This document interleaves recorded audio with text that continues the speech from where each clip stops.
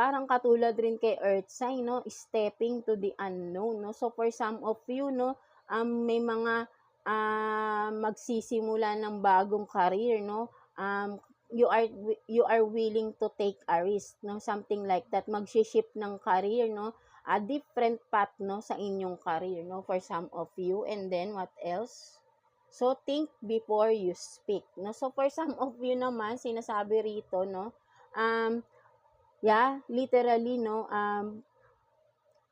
wag agad, maybe for some of you, no, medyo straightforward magsalita, maybe sa inyong within the company, sa mga inyong mga coworkers, para maiwasan ang pagtatalo, no, something like that, no. For some of you ay hinay-hinay lang din sa pagsasalita, no, para ay maiwasan yung mga pagtatalo, conflicts, no, within the workplace, no, business